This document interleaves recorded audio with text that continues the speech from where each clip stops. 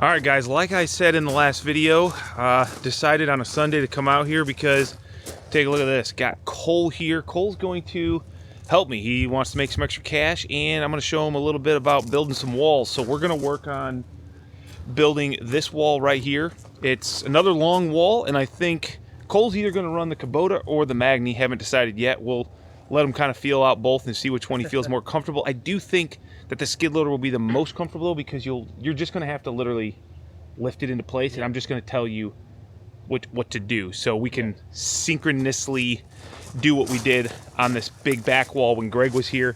But if we can get this wall built today, I think after school this week you'll be able to stop by and maybe help do some trussing too. Oh yeah. Because we're going to have trusses coming. So let's go ahead and get into this build. We need to lay out all of our lumber.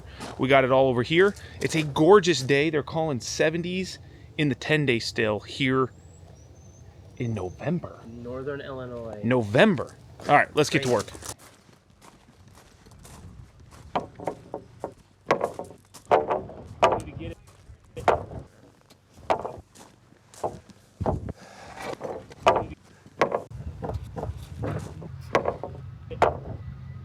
So this here, it's gonna go like this, and you holding it?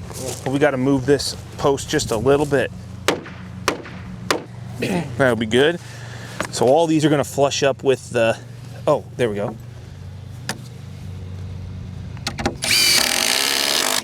Now this will go tight. Go ahead and put a nail here.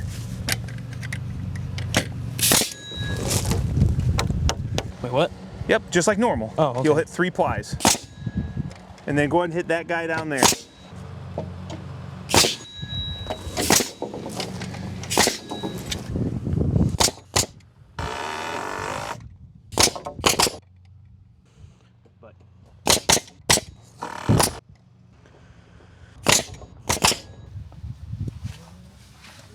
All right, we got the wall assembled. So that was step 1. And now we're gonna go ahead and get the Magni hooked up. We're gonna hook up the Kubota. So we're gonna do this in a 2-part lift, same as we did this back 80-foot wall. Even though this is only 56, typically what I would do is if I was working with Greg, because he has more experience and he's not my kid, so I don't care as much, I would actually have him help lift up one end while the machine did the majority of the work, and he just guides it up. But since his mother would have a big problem if this wall fell on him, I'm going to put him in a machine, and we're going to use machinery entirely to lift it up. So skid loader with the Cheyenne Teleboom and the Magni with remote control should be easy. Cole, you excited? This would be your first wall lift. Yeah. All right, let's go ahead and get this set up. All right, so what I've got here is my 16-foot straps, and we always like to spread 2 bays. So this is a bay here, this is a bay here. So we're gonna spread that, but these are rated for way more weight than we're gonna be lifting anyway. So I don't get too worried, so you don't have to be worried, buddy. Don't cry, okay? Oh, no worries here. Okay, I thought you were gonna get a little worried there. Maybe if Greg was here, but not with just us two. This steel cable, and this guy's rated for 2.5, actually the way we're using it as a basket, 5.1 tons. So plenty of capacity. In fact, almost as much capacity as the Magni itself, because this is a 6-ton capacity. So now what I'm going to do here is just go ahead and take the weight up off of this. So I'm going to bring it up to where it's kind of snug. Make sure that I'm centered. My goal is I'm going to make sure that I'm centered over top of this column. So now that we are good here, you're going to go all the way up, and then I'm going to have you boom out. This is your boom, okay, which is to the right. Try the right. See that? Yeah. Now stop.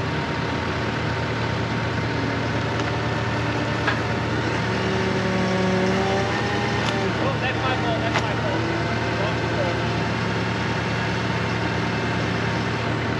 Okay.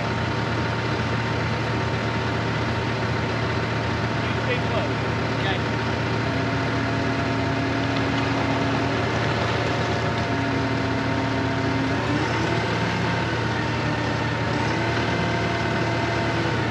Me up a little more, Dad?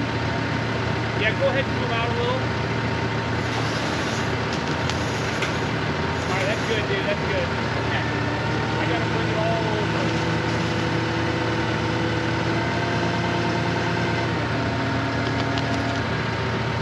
Okay.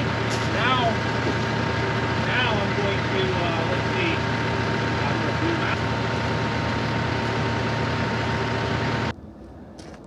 Look at that. We did it. We got a little bit of work to do on these ends. These are a little bit heavier and taller, but Greg, my bad, dude. My real son, what do you think of your first wall lift? I think it went pretty smooth. Yeah, it's pretty easy, man. It's your first time running the skid loader. I don't even let Greg run the skid loader that often. That was the first time on this wall over here that he's ran it in a really long time. So now we're gonna go through, we're gonna get these walls plumbed and secured. And what we're using are these guys right here. So these are some 3-inch lags, and we put 4 of those in initially, and then we'll come back through with our 1/2-inch through bolts. So Cole, go ahead and put that level. And what we're looking to do is you got to make sure that you stay on the same ply of board. I don't like the middle because it's a little bit different. So I always go to the side. All right. Yeah.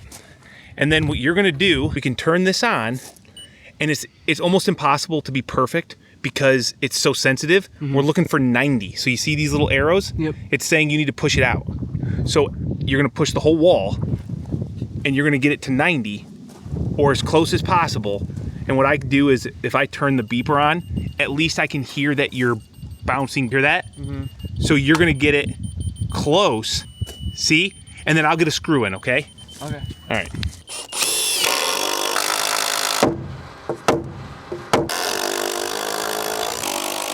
All right, wall secured. Got it all bolted in, or I should say lagged in. So now, Cole, we need to drill some holes and get the actual through bolts in, but not bad. To be honest, we've got a door that we've got to frame a header for over here, and we will do that Monday while we wait for our trusses to come Tuesday. And then this is all ready for trusses. So I don't necessarily like working weekends. I've told you guys that before, but obviously I feel like it's not really work when A, it's your own property, B, like you're getting to hang out with your son, teach him a couple things, and also we got to play with the Magni, which is awesome. Cole, thanks for your help, buddy.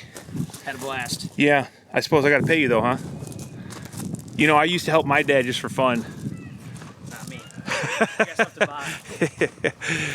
Cool, man. Looks good, looks good.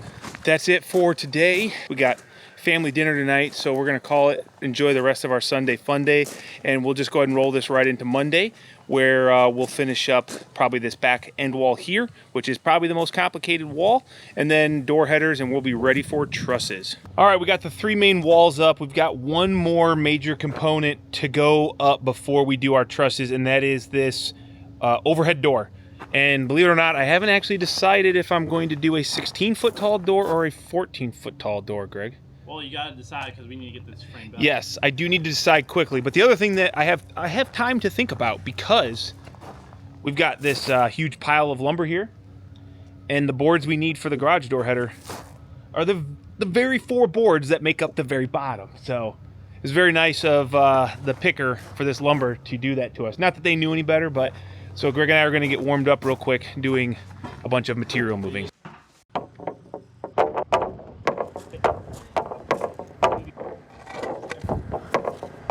All right, so with this header, we've got our 2 columns, which, Greg, we need to extend this column and we need to cut with the sawzall because this is a column that actually I messed up on, and it worked out good to put it into this position versus where it was. Wait a second, wait, what in the world, dude? This is my titanium Martinez. I didn't even touch it. Yeah, you did, I watched it. I've watched And I felt it, look, see, right there. No. I'm telling Mark. You won't. That's it, what are you going? Don't go no further. go to No, this no, side. no. Okay, that time. Don't put it in my way. All right, so what we've got to do is locate the header height, which I'm still kind of making a decision on where I want that header to be. Here's the thing, I have an 18-foot wall. I could do a 16-foot tall door, but I actually want to do a cool aesthetic on the outside, which requires me to have a little bit of headroom above the door. All right, so I've decided we're gonna go ahead and do a 14-foot tall door, which means we're actually 2 inches lower than this for finished floor. So we're gonna go 14 and 7/16 because we're plus 7/16 minus 2, and that puts us at 10 and 7/16. That is header location.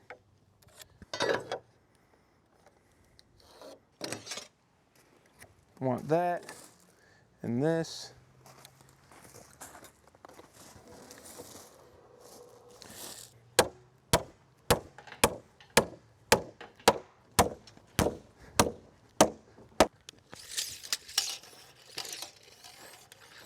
So because I'm gonna have some framing going down the 2 inches in the opening, I had the opening at 18.3 instead of 18, which means this board has got to get cut exactly at 18.3, and that will determine our opening for this header.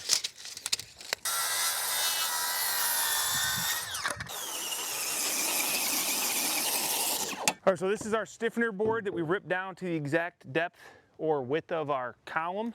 Because these are milled, we can't just use a straight up 2x6, and then we're gonna screw this in place. This is like our stiffener for the header. So hopefully we're close down there, Greg?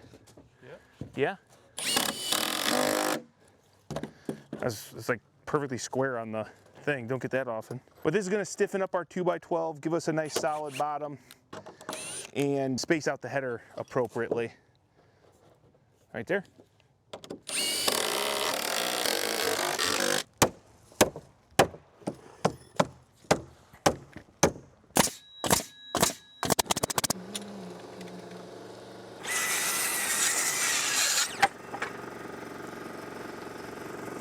It don't look very straight, buddy. Let me fix that. It looked pretty bad. Yeah, it looks a little better. Yeah. Yeah, we're money. All right, so we're just gonna put this block in here to keep this nice and together in a plane. Greg, I'm gonna go through and get this. And then try to get it to draw in a little. Yeah, sure. Just try and lift it up a little bit. Oh, shoot. Okay, we'll just do it all the way. All right, so this is just to ensure that we're staying square with our column. So from here up, we just want it to be square so when we fasten it, we're not doing a ton of tweaking. So Greg, take it out a little. A little more if you got it, right, a little more if you got it. I'd say right there, hold that. Whoa.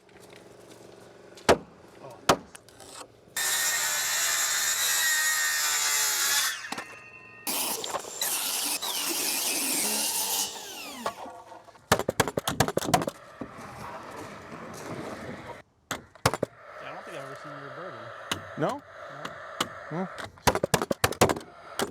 On the mark, right? The mark is 2 foot 10 and a half. Yes. Okay. Which means my truss is 8 foot center. Then I'm just going to check. If you're at 210 and a half, this should be 21 1 and a half. That doesn't sound right. 21 inside door and 3 foot? Oh yeah, 21 1 and a half. And then when I add another ply to it, it will be 21. Correct. Yep. Okay. Cool. Let's square this down. There's that. That's center, right? That's center. Middle And we're going to put plies. the tall ply towards the inside. Yeah, that makes sense.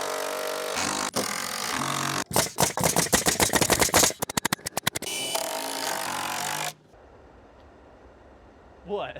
What are you gonna do with that? I got the 20-foot straps right in the trailer. How are you getting it up there? Climb on my shoulders. On top of the thing?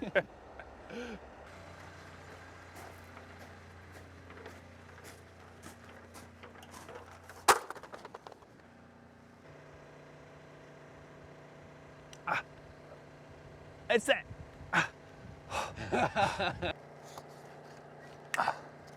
So stupid.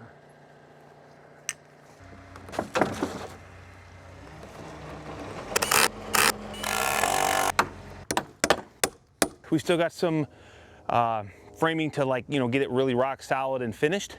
But I just wanted to get that up. Tomorrow morning we'll get that started, and that'll be kind of the rest of the wall framing that we got to finish in order to start our truss install. So this kind of wraps up the wall installation video.